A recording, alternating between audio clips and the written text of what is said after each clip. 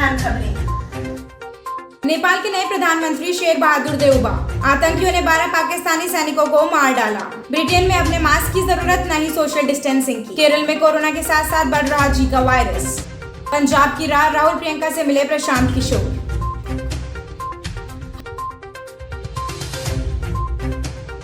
Haryana deputy speaker की car पर हमला हुआ।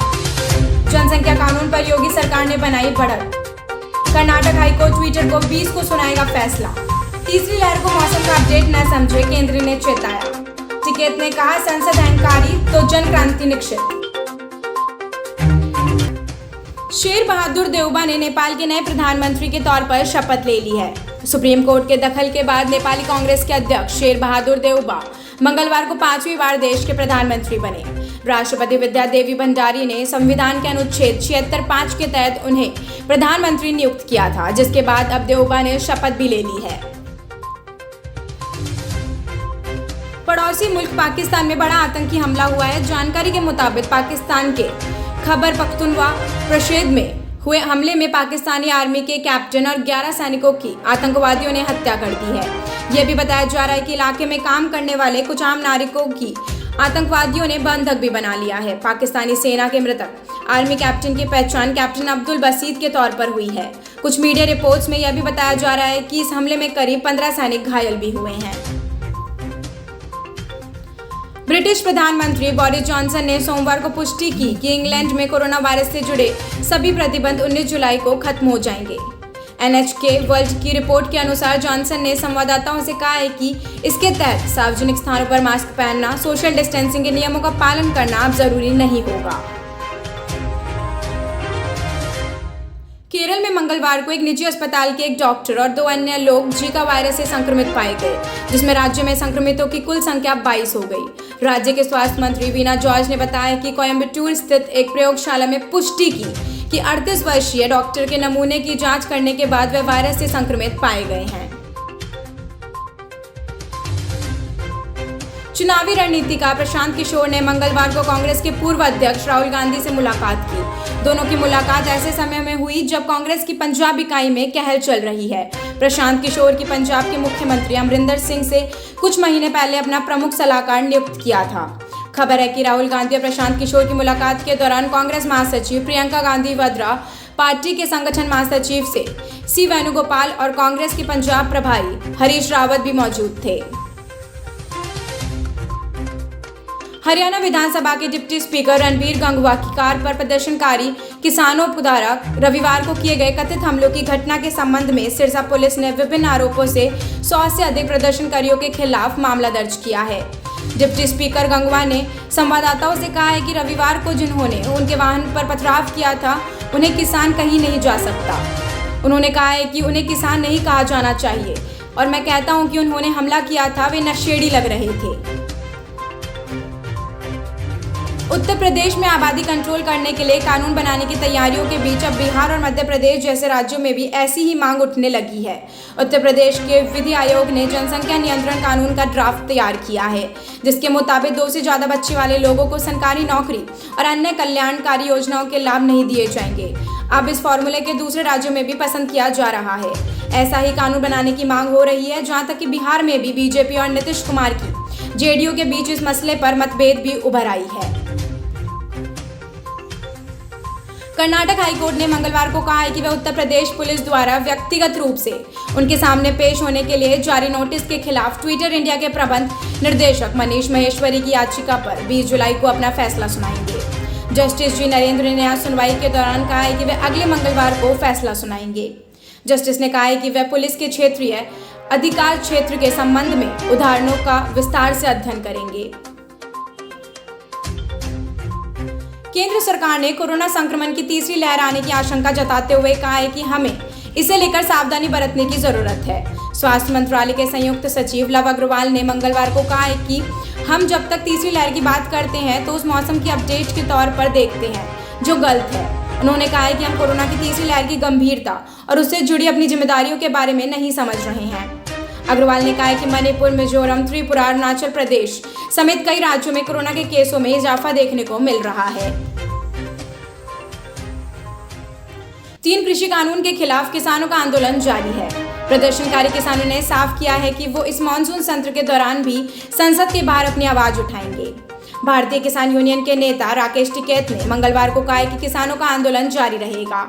राकेश टिकैत ने मीडिया में बातचीत में कहा कि सरकार बातचीत करने की इच्छुक नहीं है। हम 22 जुलाई को संसद के बाहर जाकर बैठेंगे। 200 लोग वहां रोज आएंगे।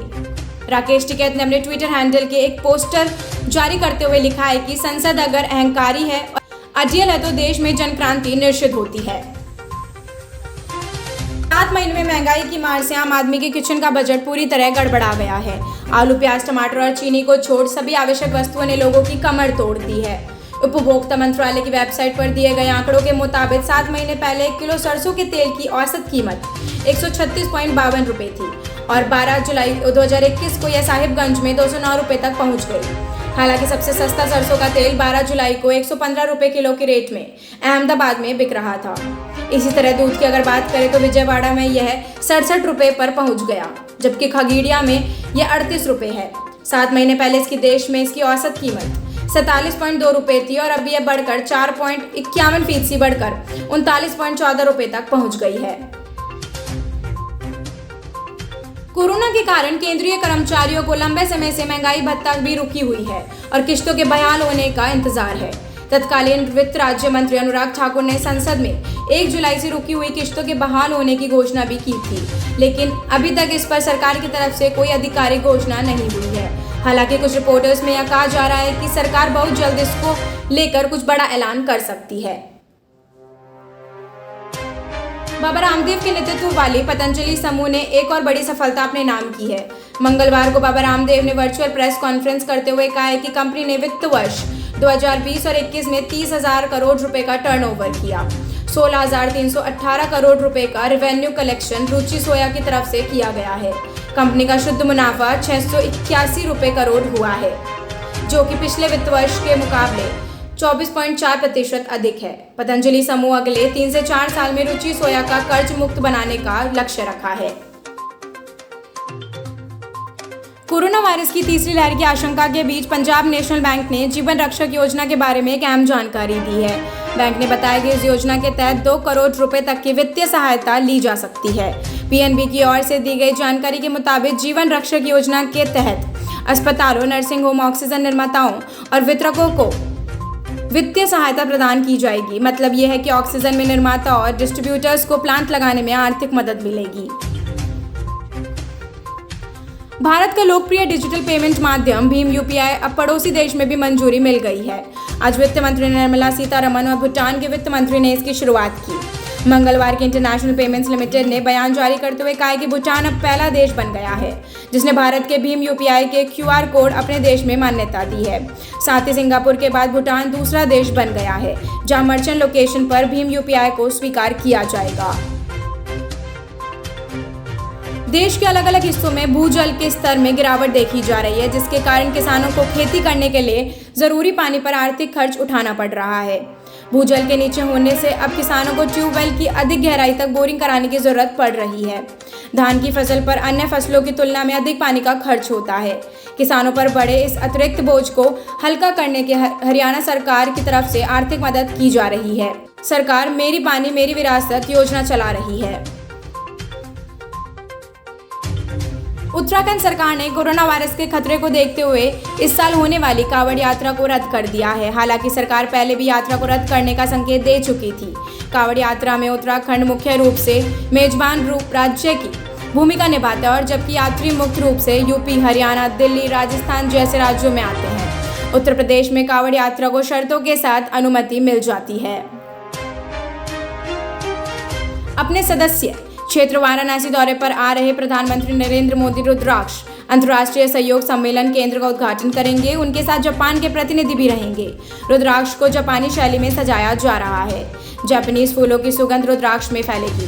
रुद्राक्ष कन्वेंशन सेंटर परिसर में प्रधानमंत्री रुद्राक्ष के पौधे को भी लगाएंगे। कार्यक्रम के दौरान रुद्राक्ष कन्वेंशन सेंटर में इंडो जापान कला और संस्कृति की झलक भी दिखेगी। रुद्राक्ष कन्वेंशन सेंटर पर बने 3 मिनट के ऑडियो विजुअल्स को भी रुद्राक्ष में प्रधानमंत्री मेहमानों के साथ देखने की संभावना है। प्रधानमंत्री का यह करीब 500 लोगों से संवाद करना भी प्रस्तावित है।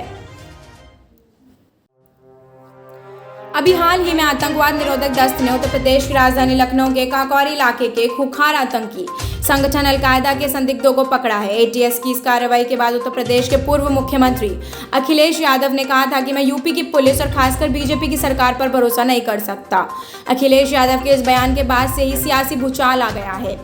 अब इस पर मुद्दे पर केंद्रीय गृह राज्य मंत्री नित्यानंद राय ने अपनी प्रतिक्रिया दी है। भारत की पहली कोरोना वायरस मरीज दोबारा संक्रमित हो गई है। केरल के शिवपुरी की रहने वाली एक छात्रा ने चीन के एक मेडिकल कॉलेज में दाखिला लिया था। बीच में कोरोना महामारी का संकट पैदा हो गया, जिसके बाद वो भारत लौट आई। भारत लौटने के बाद जनवरी 2020 में उसकी कोरोना रिपोर्ट पॉजिटिव आई थी। इसी के साथ देश में कोरोना का पहला मामला भी मिला था। अधिकारी ने बताया है कि छात्रा दिल्ली की यात्रा करने की योजना बना रही थी। जब उसका दोबारा टेस्ट किया गया तो उसकी रिपोर्ट पॉजिटिव मिली। परिवार ने कहा कि उसमें कोरोना वायरस के कोई लक्षण नहीं दिख रहे हैं और उसने कोरोना वायरस वैक्सीन की पहली डोज भी ली है। बता दें कि महामारी के दौरान जो छात्र चीन से वापस लौटे थे उनको वापस से जाने की अनुमति नहीं मिली है। छात्रा को जब कोरोना हुआ था तब उसने लगभग 1 महीना अस्पताल में बिताया था। उसकी 2 डोज जो वुहान से उसके साथ यात्रा की थी, बाद में उनकी कोरोना रिपोर्ट्स भी पॉजिटिव आई थी। धन्यवाद। देश और दुनिया की तमाम खबरों के लिए बने रहिए शुभ 24 के साथ। धन्यवाद।